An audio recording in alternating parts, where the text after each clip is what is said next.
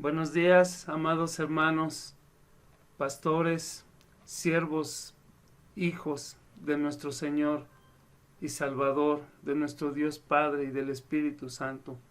Es un honor nuevamente poder estar ante ustedes para compartir la palabra de Dios.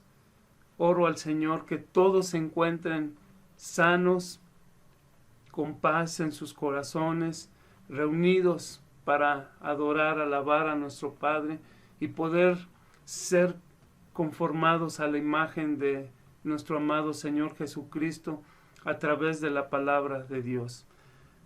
Vamos a compartir la palabra de esta mañana. El título es Las motivaciones legítimas para la vida cristiana. Basé esta prédica en la segunda epístola, la segunda carta a los Corintios, capítulo 5, versículos del 11 al 21, y usé la versión Nueva Biblia de las Américas. Vamos a orar, leemos la palabra y desarrollamos la prédica. Oremos, hermanos.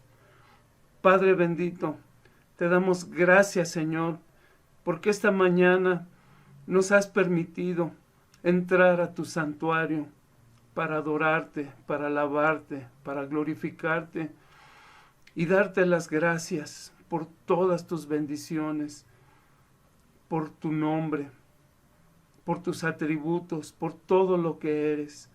Te pedimos que nos permitas abrir esta mañana tu palabra para escuchar tu voz, tu consejo, tu dirección y poder ser transformados cada vez más a la imagen de tu amado Hijo, de nuestro Señor y Salvador Jesucristo. Y en su nombre te lo pedimos. Amén.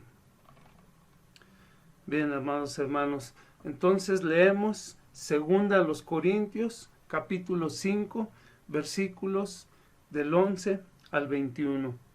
Dice la palabra: Por tanto, conociendo el temor del Señor, persuadimos a los hombres, pero a Dios somos manifiestos, y espero que también seamos manifiestos en las conciencias de ustedes. No nos recomendamos otra vez a ustedes, sino que damos oportunidad de estar orgullosos de nosotros, para que tengan respuesta para los que se jactan en las apariencias y no en el corazón. Porque si estamos locos, es para Dios, y si estamos cuerdos, es para ustedes. Pues el amor de Cristo nos apremia, habiendo llegado a esta conclusión, que uno murió por todos, y por consiguiente todos murieron. Y por todos murió, para que los que viven ya no vivan para sí, sino para aquel que murió y resucitó por ellos. De manera que nosotros de ahora en adelante ya no conocemos a nadie según la carne.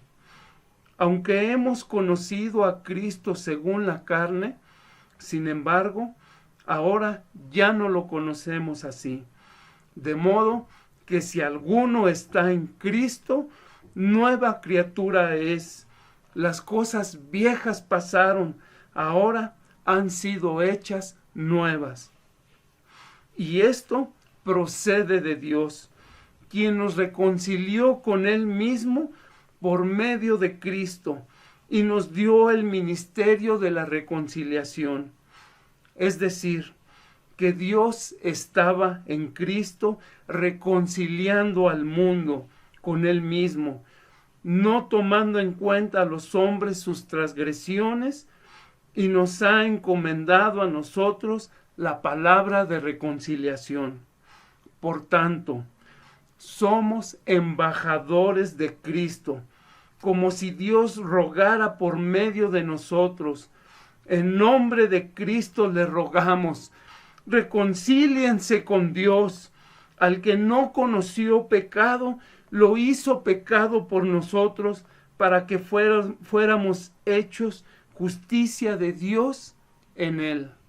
Y aquí tenemos un ejemplo maravilloso de la perseverancia y la obediencia del apóstol Pablo en la predicación del Evangelio.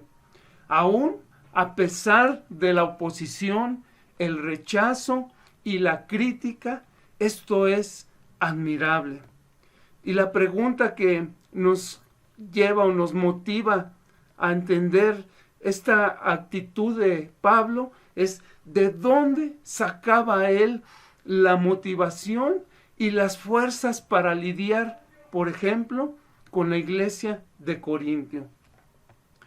Existe algo que me alimenta y me conforta al mismo tiempo cuando veo la vida de Pablo, y particularmente de este pasaje, si recordamos el contexto, lo que estaba sucediendo entre Pablo y la iglesia de Corintio, que es la perseverancia y la obediencia a Dios en la predicación del Evangelio, aún a pesar de la oposición, aún a pesar del rechazo y aún a pesar de la crítica. Porque vemos a un Pablo que viaja a Corintio, que vive un tiempo con ellos, les predica el Evangelio, los ama como un padre, los guía como un pastor. Pero la respuesta de los corintios, lamentablemente, no siempre fue buena ni agradable. Más bien observamos oposición, observamos rechazo, observamos crítica, observamos calumnia. Y cuando vemos eso, seguramente nosotros mismos aconsejaríamos a Pablo: sacude tus sandalias, hombre, vamos a dar vuelta, vamos a otra ciudad donde nos reciban bien, donde nos acojan, donde el mensaje de Cristo sea bien recibido. Pero en lugar de eso, Pablo decide buscarlos. Pablo decide visitarlos. Es más, él desvía sus planes para poder ir a Corintio. Pablo les escribe estas cartas derramando su corazón por ellos. Aún más, Pablo intercede por ellos, aún a pesar de su desprecio. Y yo me pregunto, ¿de dónde sacaba Pablo la motivación para lidiar con la iglesia de Corintio? Y esto nos debe hacer reflexionar que debemos nosotros como cristianos enfrentar dificultades día con día, en el trabajo o por el desempleo, en la enfermedad, en la muerte, en el mismo ministerio, en nuestras relaciones, en la familia, el matrimonio, la crianza de los hijos, en medio de esta pandemia, con todo lo que ha traído, etcétera, etcétera. Pero, ¿y a nosotros, hermanos? ¿Qué es lo que a ti te motiva para hacer lo que tienes que hacer? ¿Qué es lo que nos motiva cada día para levantarnos y hacer la tarea que tenemos que hacer? Y quiero hacer énfasis en la motivación, porque la motivación es importante. En los días de Pablo había personas que estaban ahí entre la iglesia, dentro de la iglesia de Corintio, predicando el Evangelio. Pero Pablo dice que lo estaban haciendo por las motivaciones incorrectas. Vayamos a segunda de Corintios, capítulo 2, versículo 17, y nos dice Pablo: pues no somos como muchos que comercian la palabra de Dios, sino con sinceridad, como de parte de Dios, hablamos en Cristo delante de Dios.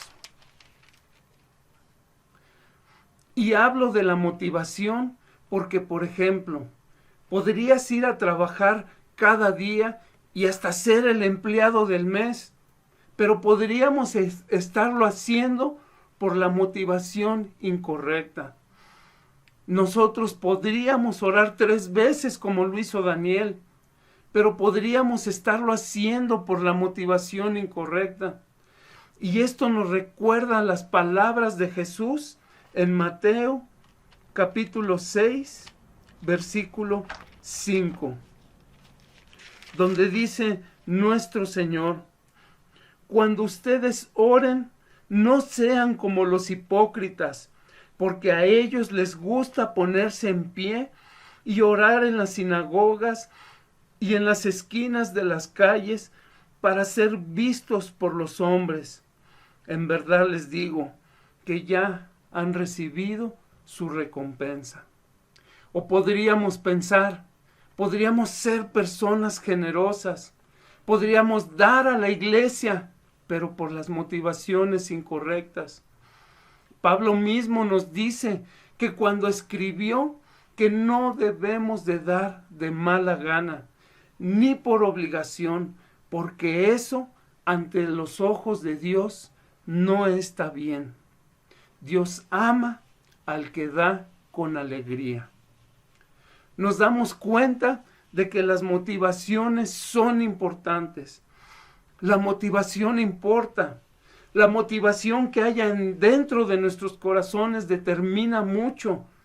Y hoy yo quiero compartirles 3 motivaciones genuinas para la vida cristiana que podemos aprender de la carta que escribió Pablo a los Corintios.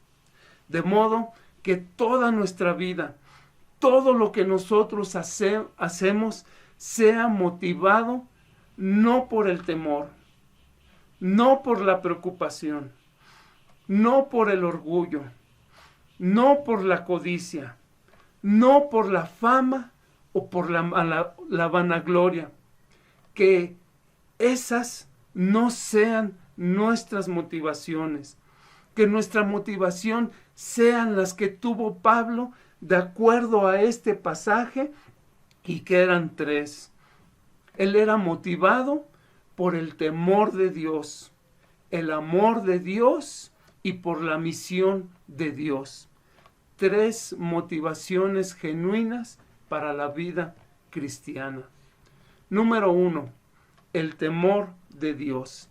Y vamos a 2 de Corintios, capítulo 5, versículo 10, donde Pablo nos recuerda: porque todos nosotros debemos compadecer ante el tribunal de Cristo, para que cada uno sea recompensado por sus hechos, estando en el cuerpo, de acuerdo con lo que hizo, sea bueno o sea malo. Y esta mañana, nuestro pasaje en el versículo 11 inicia con un por tanto, que nos conecta con el versículo anterior. Por tanto, conociendo el temor del Señor. Pablo estaba enfrentando la crítica y el juicio por parte de algunos miembros y líderes de la iglesia de Corintio. Esto respecto a su predicación. Estaban cuestionando sus métodos. Estaban poniendo en tela de juicio su autoridad como apóstol. Y sin embargo, Pablo estaba seguro del cómo él se había conducido entre ellos. Y la razón por la que Pablo estaba seguro y tenía la certeza respecto a su vida y ministerio era porque él tenía como cimiento, como base, una profunda comprensión del juicio de Dios. Y por eso dice en el versículo 11, a Dios somos manifiestos. Y lo que estaba diciendo es que su vida era como un libro abierto delante de Dios. Y después dice, espero que también seamos manifiestos a vuestras conciencias. Porque los corintios lo conocían bien y ellos mismos podían dar testimonio de la vida y del ministerio de Pablo, de cómo él se condujo, porque Pablo vivió y ministró entre los corintios siendo motivado por el temor de Dios. Sus ojos estaban puestos en el día final, y con eso en mente, él se conducía cada día de manera que él fuese hallado fiel. Ahora, ¿qué es lo contrario a vivir motivados por el temor del Señor? Es vivir motivados por el temor del hombre. Pablo estaba enfrentando acusaciones de personas en el versículo 12 y los describe como personas que se jactan en las apariencias y no en el corazón. Estos líderes que se habían levantado en algún momento en medio de la congregación, a quien Pablo más adelante sarcásticamente les llama superapóstoles. Ellos estaban evaluando el ministerio y la vida de Pablo solamente bajo razonamientos humanos.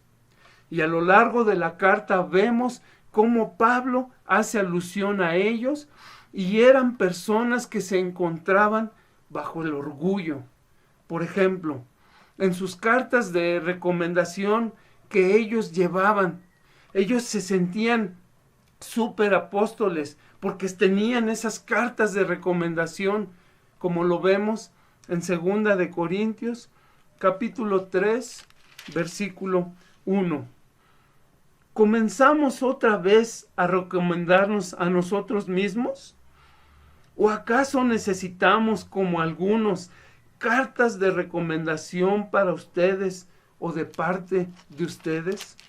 Eran personas que se jactaban de su destreza retórica, de cómo hablaban, de cómo se expresaban.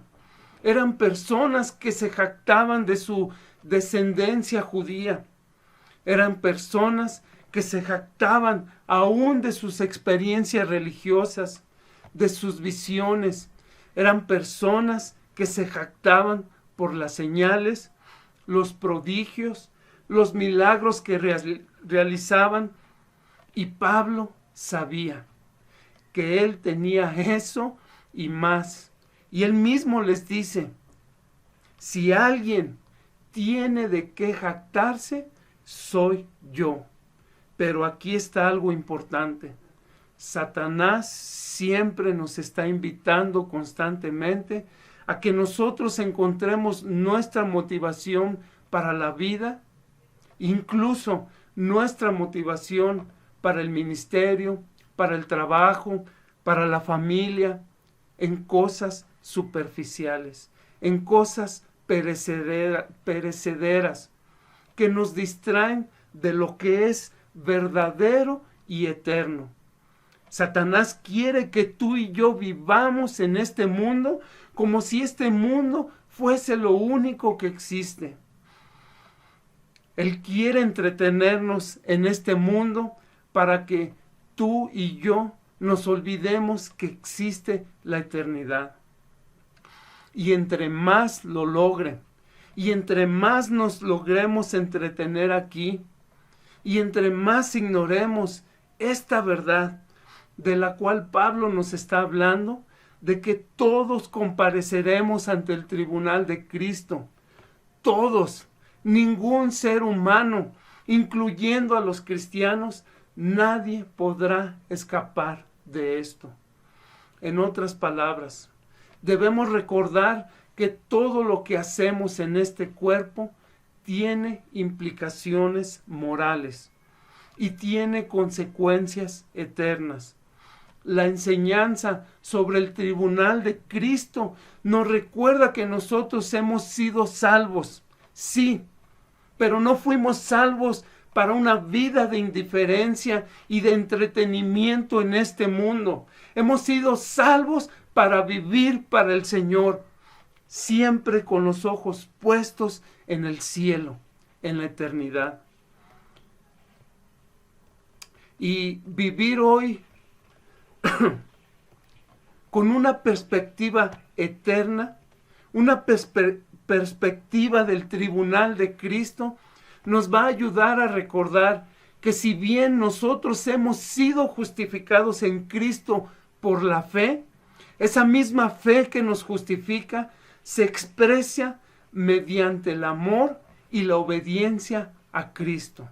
Se expresa mediante un deseo profundo y constante, una búsqueda constante de agradar al Señor en todo. Entonces, la realidad del juicio de Dios debe de moldear nuestras vidas, recordándonos para quién vivimos y cómo debemos de vivir. Así que, cuando te levantes el día de mañana y te prepares para ir a trabajar, o te prepares para ir a estudiar, o te prepares para atender tu familia, o para hacer todo lo que el Señor ha puesto para hacer en tus manos, hagámoslo a la luz de esta verdad eterna. Que el temor del Señor sea nuestra motivación cada día. Que pongamos nuestros ojos en lo eterno y que en aquel día en que estaremos frente a nuestro Dios, dando cuentas a Él por nuestra vida, no nos sintamos avergonzados. Número 2, segunda motivación para nuestra vida cristiana, el amor de Dios.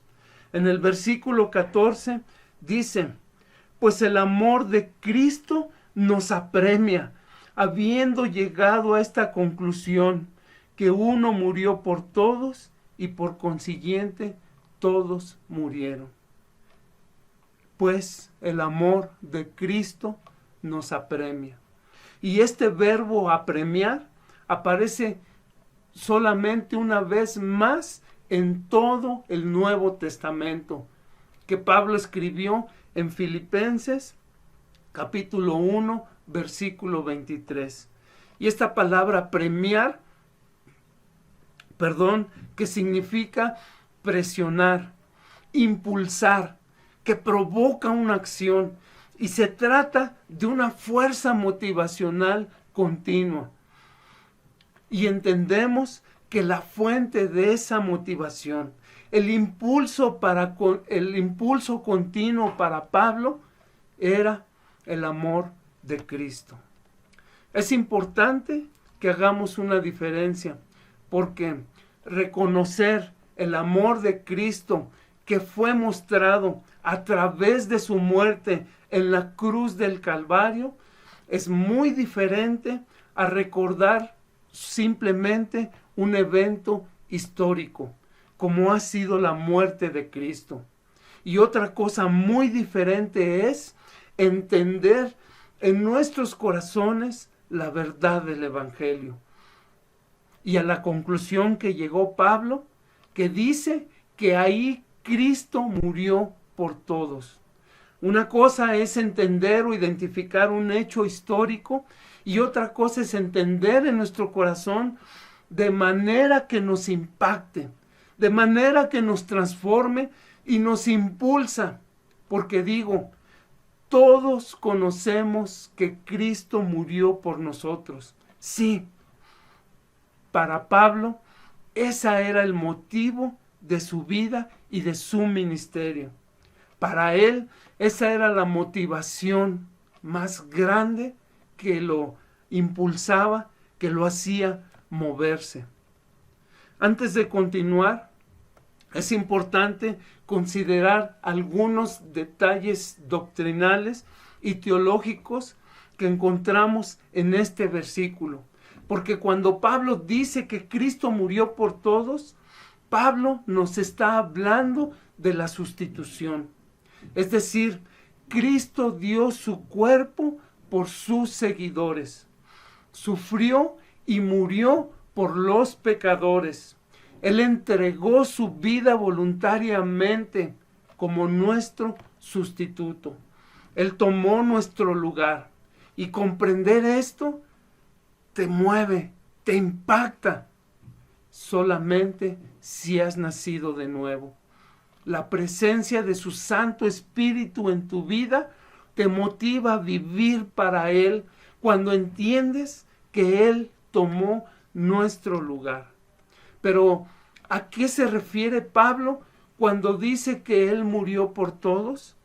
¿Acaso Cristo murió por todos y cada uno de los seres humanos en el mundo? ¿O será que Pablo está diciendo que murió solo por los creyentes? La muerte de Cristo, su muerte expiatoria en la cruz, es suficiente para toda la gente, pero es eficiente solamente para aquellos que creen. Solo aquellos que por medio de la fe se apropian de la muerte de Cristo. ¿Esos están incluidos o esos son los que son incluidos en esta palabra que Pablo usa por todos? Y ese amor de Dios expresado en la muerte sustitutiva, expiatoria y redentora de Cristo, ese amor de Dios era lo que impulsaba la vida y el ministerio del apóstol Pablo. Por este mismo amor, Pablo dice en el versículo 15, y por todos murió, para los que viven ya no vivan para sí, sino para aquel que murió y resucitó por ellos. Esa muerte, ese amor manifestado en la muerte de Cristo, tiene un propósito en nuestra vida, tiene un impacto en nuestra vida, tiene un efecto en nuestra vida, que era el efecto que vemos en la vida de Pablo. Ya no vivir para nosotros mismos, ahora vivimos y somos solamente para Dios. Vemos a Pablo en toda esta discusión en Corintio, y tal vez en la mente de los corintios era una lucha, como si estuvieran juzgando a Pablo para ver si es genuino en sus motivaciones, para ver si es genuino en sus métodos. Pero Pablo les dice, esto no se trata de los corintios versus Pablo. Esto es de Cristo en nosotros. Cuando hay una verdadera y profunda comprensión de la obra de Cristo, nuestras vidas son transformadas y motivadas por el Evangelio, no por el mundo, no por nada más, porque la muerte de Cristo debe impactarnos de tal manera que cambia la forma en que nosotros vivimos aquí y ahora. La muerte de Cristo tampoco es un ticket que se puede comprar, que se puede adquirir, o un ticket gratis para ir al cielo. Porque si muchas veces lo vemos, ya soy salvo, digo gloria a Dios, mientras que el fruto de nuestras vidas sobre la tierra muestra que seguimos o queremos vivir de acuerdo a nuestros planes y nuestros deseos. Pero aquellos que son motivados por el amor de Dios son aquellos que en verdad pertenecen a Cristo. Y eso se evidencia, eso se ve en que ya no viven para sí mismos. Ya no trabajas para ti mismo. Nosotros escuchamos muchas veces a las personas contestar cuando les preguntamos, ¿tú por qué trabajas? Y la respuesta común que nos comparten es, yo trabajo para mi familia, para darle algo a mis hijos. Y cuando les preguntas a los jóvenes, ¿tú para qué estudias? Ellos te contestan regularmente, para superarme.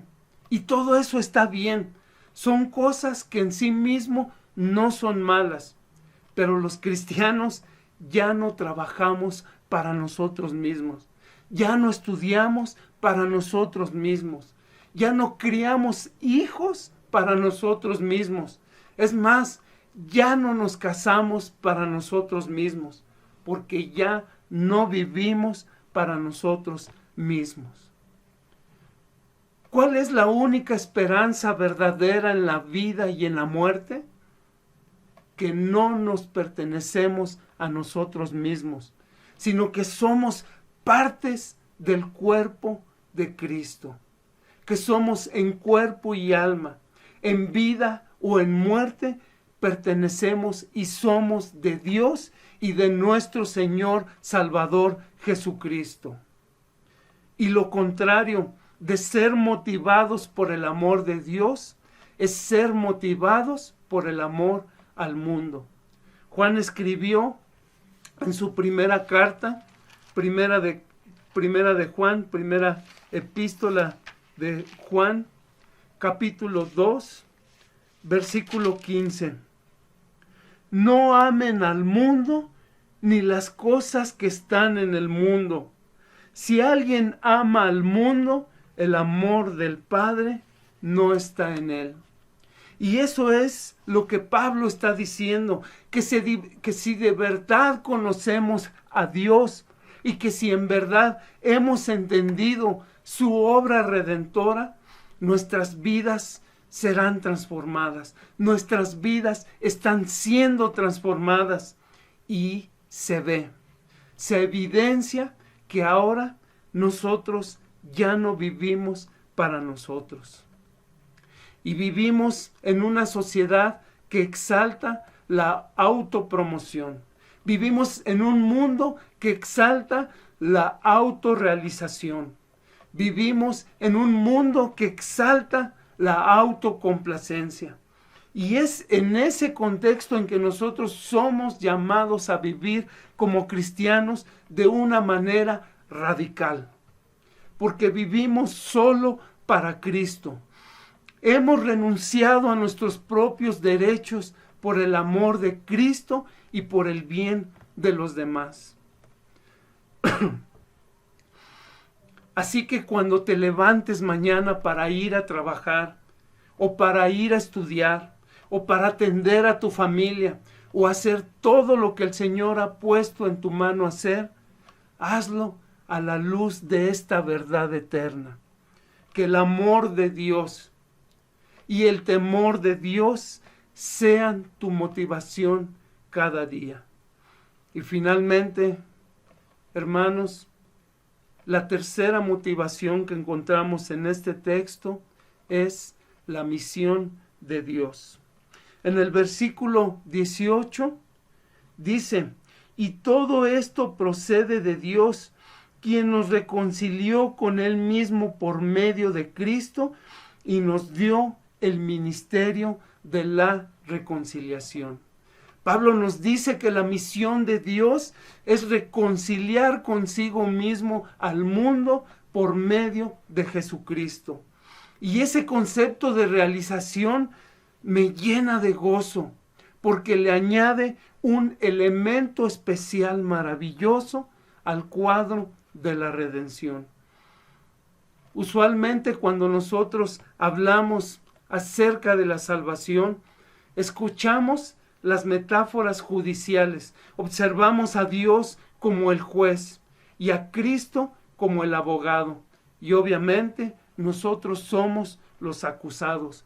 Y cuando uno piensa en esa escena del juicio, sería muy antinatural considerar que el juez tiene una relación de amistad con el acusado.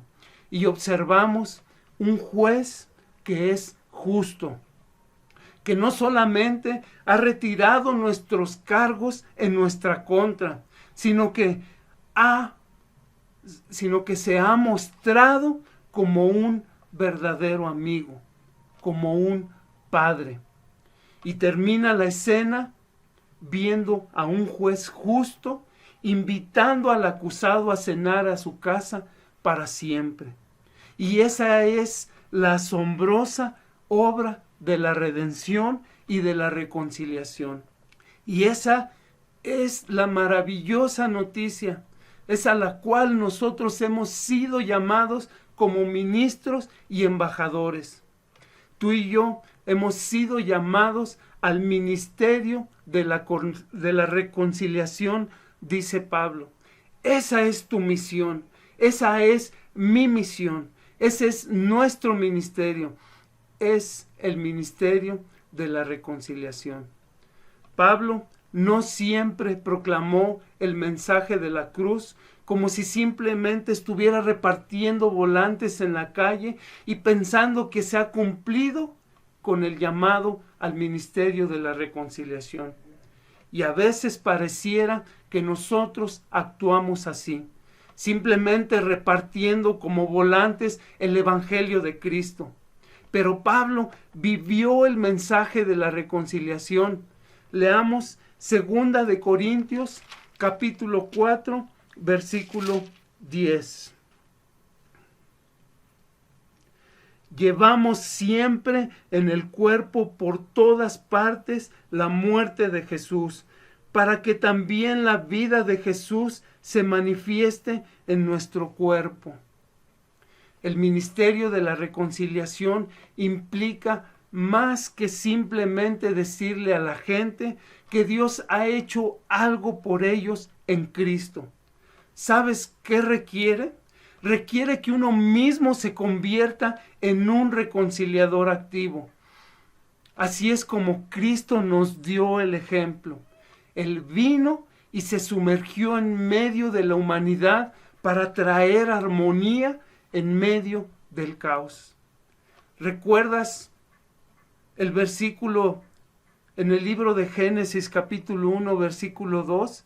Donde dice que la tierra estaba hecha un caos, pero el Espíritu de Dios estaba flotando en medio, sobre las aguas. ¿Sabes qué maravilloso? Que siempre Dios está tratando de reconciliarse con su creación, consigo mismo. Aleluya.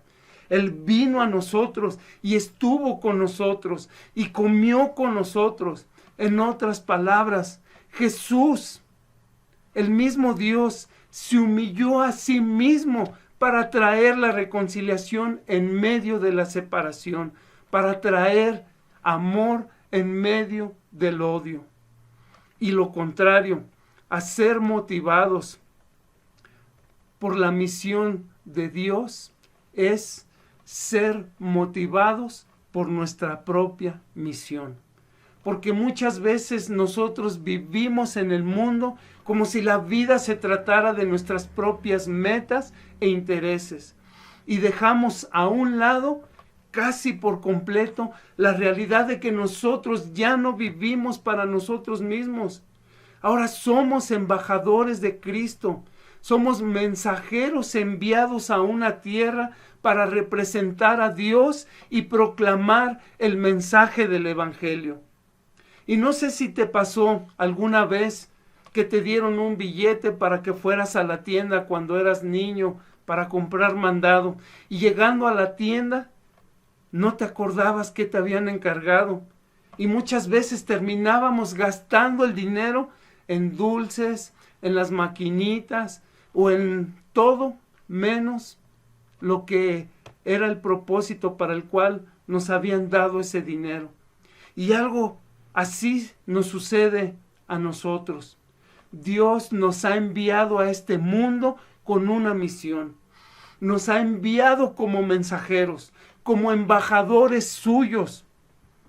Pero cuando nosotros abrimos los ojos, nos damos cuenta que hemos vivido cualquier misión y hemos perseguido cualquier sueño, menos el de Dios.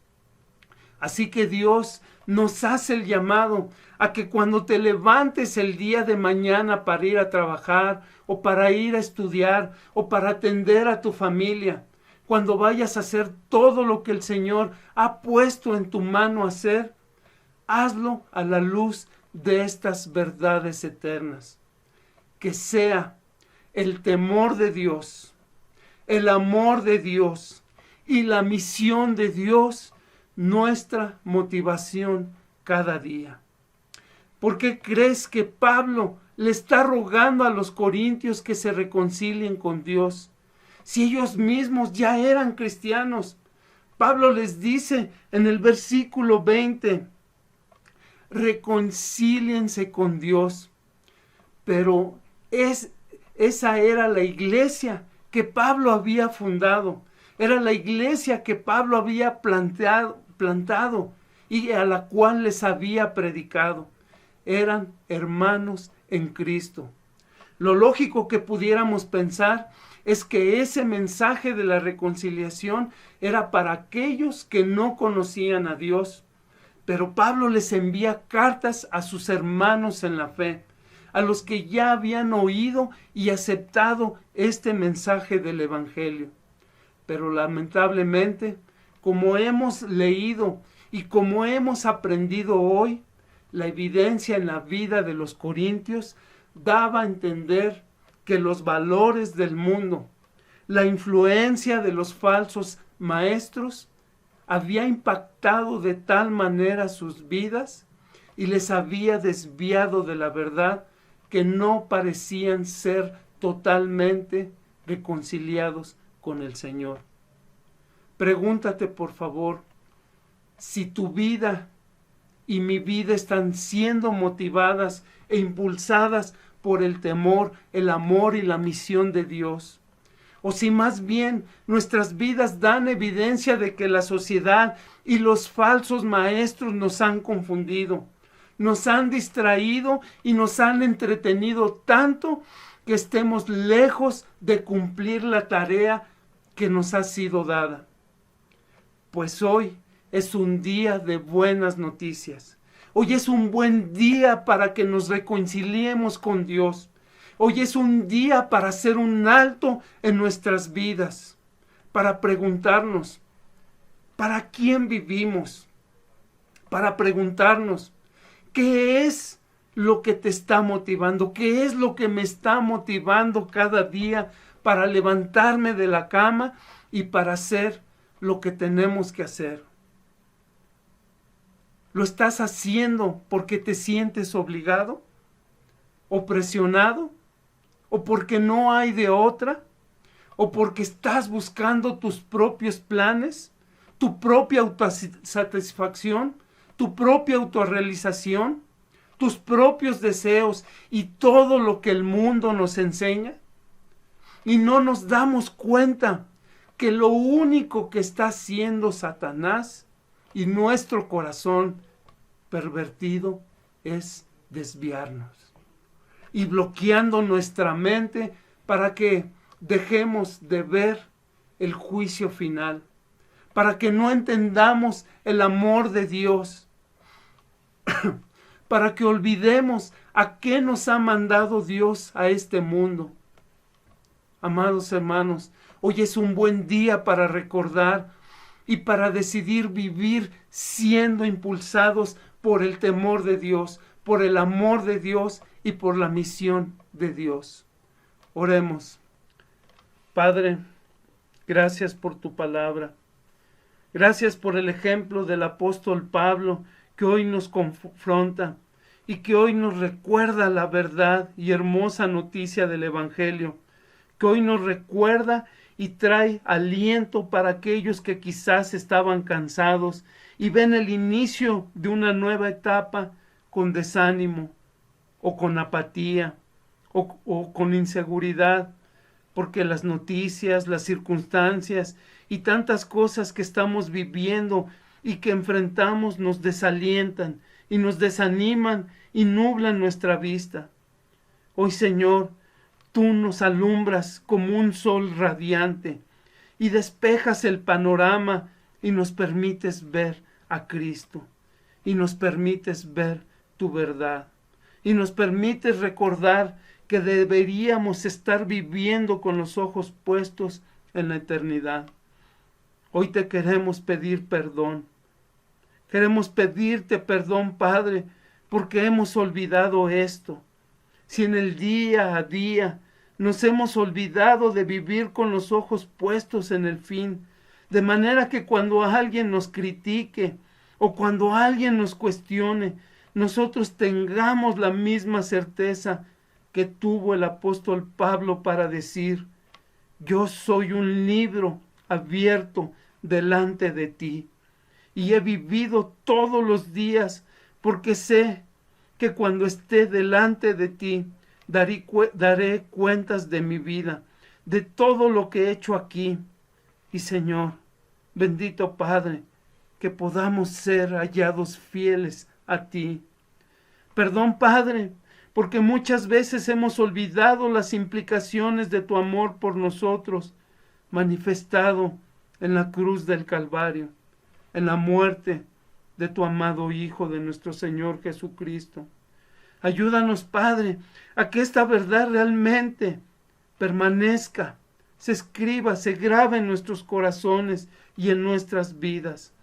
Que esto sea lo que nos impulse, que sea nuestra motivación cada día para vivir para ti, para reconciliar a los tuyos en esta tierra, para tu gloria y tu alabanza y tu adoración por toda la eternidad. Perdónanos y llénanos, te rogamos, con tu Santo Espíritu. Todo te lo pedimos en el nombre de Jesús. Amén. Gracias, amados hermanos. Dios les bendiga. Amén.